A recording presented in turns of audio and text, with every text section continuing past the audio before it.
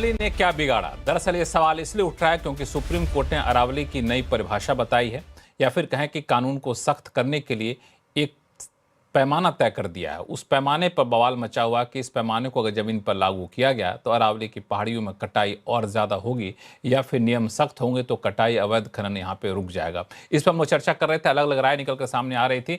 लेकिन एक सवाल मैं पूछना चाहूँगा, शुभंकर मिश्रा बहुत देर से इशारा कर रहे थे। शुभंकर मिश्रा, बात ले दे के वहीं आती है कि ठीक है, सुप्रीम कोर्ट ने अपने फैसले में जो बातें लिखी हैं, सिर्फ हम लोग 100 मीटर और 500 मीटर की बात क्यों पकड़ रहे हैं? सुप्रीम कोर्ट ने तो ये भी लिखा है कि आप बहुत ही सोच समझ करके माइनिंग के लिए परमिशन दीजिए। आप माइनिंग के परमिशन देने से पहले उसका इम्पैक्ट असेसमेंट कराइए। क्रिटिकल मिनरल हो या फिर ऐसी चीज़ों जहां माइनिंग करना बेहद जरूरी हो, सिर्फ उसी को करिए।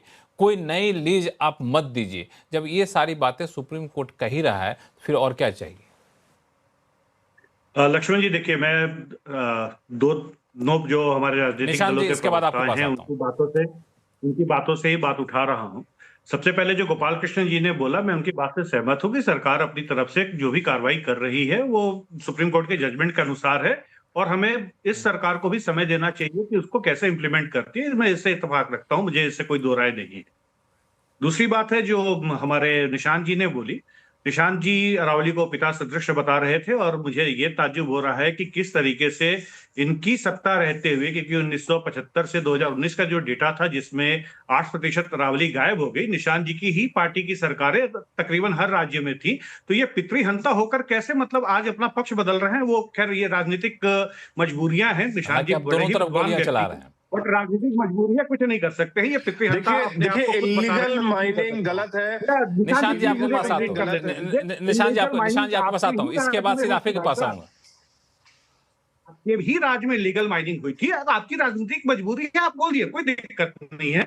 वैसे ही गोपाल जी की भी राजनीतिक मजबूरी, जो बोलना चाहे बोले, मैं उसमें नहीं पढ़ूंगा। आप लोगों की राजनीतिक बाध्यताएं हैं। आप अपनी बात खत्म कर मूल मुद्दा ये है लक्ष्मण जी कि मूल मुद्दा ये है कि जो बातें हम लोग आज कर रहे हैं, सुप्रीम कोर्ट का जजमेंट बहुत ही बैलेंस जजमेंट है।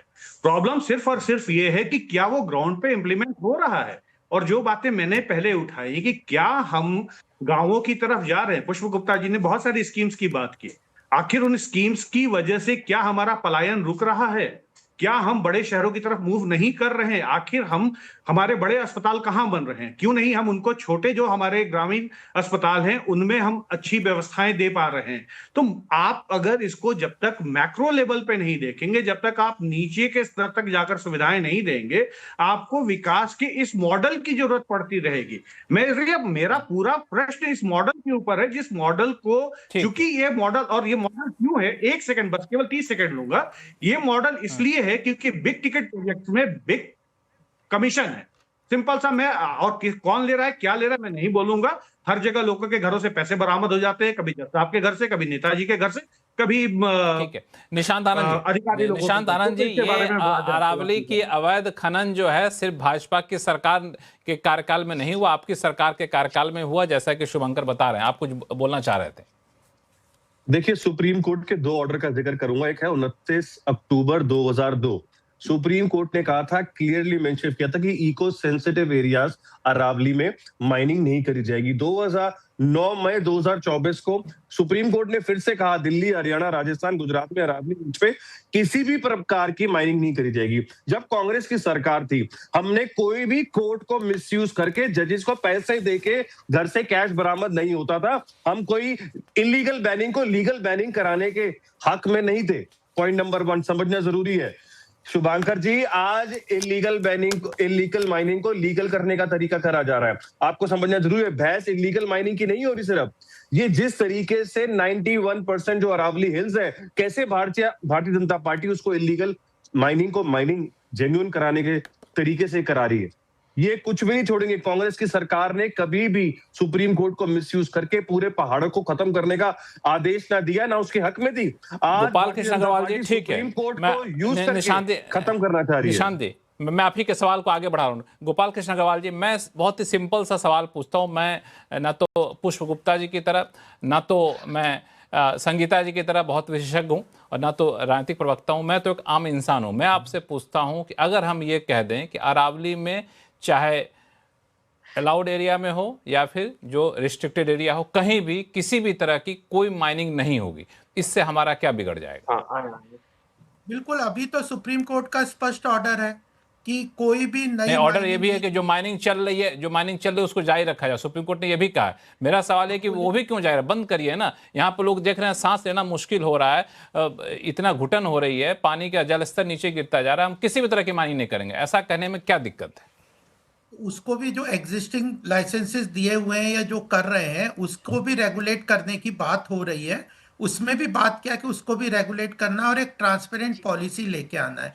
देखिए, हम पूरी तरह से इस बात के लिए प्रतिबद्ध हैं कि अरावली हमारे देश की धरोहर है, उसके लिए पूरी तरह से काम करेंगे। लेकिन जो एक्सक्लूजन करके लोग कह रहे हैं कि एक ही क्लॉज को लेके एक्सक्लूजन करके ये कह रहे हैं कि उसके कारण 90% जो अरावली रेंज है वो अरावली के अंतर्गत नहीं आएंगे, यह बात को हम मतलब चैलेंज कर रहे हैं कि वो बात एक्सेप्ट नहीं करते। और भी एक्सक्लूजन है, इन सबको मिटाने के बाद केवल 2% जगह रहती है जहां पे ये माइनिंग हो सकती है या हो रही है, और जो इलीगल हो रही है उसको हम पूरी तरह से इस ट्रांसपेरेंसी की बात स्ट्रांगली, क्योंकि अरावली की डेफिनेशन नहीं थी, तो जो इलीगल करते थे वो कहते थे ये अरावली नहीं। ठीक, तो उसके लिए हम शो का समय खत्म होने वाला। पुष्प गुप्ता जी, जो सवाल पूछा मैंने अभी गोपाल कृष्ण जी से, वही सवाल आपसे पूछूं। अगर हर कोई ये कह दे कि छोड़ दो, हमें अब कोई अरावली से कोई मतलब नहीं, हमें सिर्फ उसे बचाना है, उसे और ऊंचा करना है, उसको किसी भी तरह के कोई कटान नहीं करनी, तो उसमें दिक्कत क्या होगी? आप म्यूट पे हैं पुष्प जी, आप म्यूट पे हैं। सर, हमें ये इसमें सोचना है कि जो हम है, हम की परिभाषा देखनी पड़ेगी। अरावली हिल्स और रेंज की परिभाषा बाद में होगी, पहले हम की परिभाषा डिवाइन करते हैं।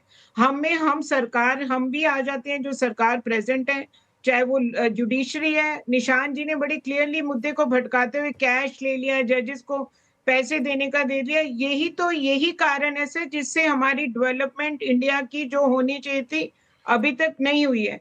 ये जो प्रेजेंट गवर्नमेंट है, आप देखें, ये इनका यही कारण है कि सोनम वांचुक इकोलॉजिकली बैलेंस्ड रहे। शो का समय हमें खत्म हो रहा है, 30 सेकंड के लिए संगीता जी के पास जाना होगा। शो का समय खत्म हो रहा है, 30 सेकंड के लिए संगीता जी के पास बोलना चाहती हूँ, दो चीजें बोलना चाहती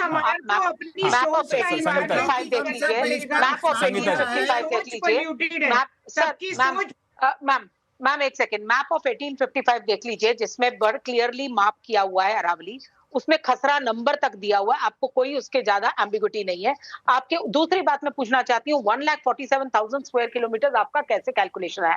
जो हमारी कैलकुलेशन है 76,000 की है स्क्वायर किलोमीटर का बायोस्फीयर है जो अरावली है। आपका ये जो बैलेंस है, प्लीज हमें समझाइए, इसकी क्लैरिटी दीजिए, क्या स्टैटिस्टिक्स आपने यूज किए हैं? तीसरी बात मैं आपसे पूछना चाहती हूँ कि छोटी सी बात है कि अरावली को हम सब प्रिजर्व करना चाहते हैं। एक छोटा फैक्ट आपको बता दें, हरियाणा का जो फॉरेस्ट कवर है, आपको पता है कितना है? कितना है सर गोपाल कृष्ण जी? हरियाणा का फॉरेस्ट कवर ऑन रिकॉर्ड कितना है? आप ही बता दीजिए, संगीता जी आप ही बता दीजिए। एक होता है 20% to 30% is the necessary forest cover needed in a state. We were at 3.6%. We were struggling to breathe.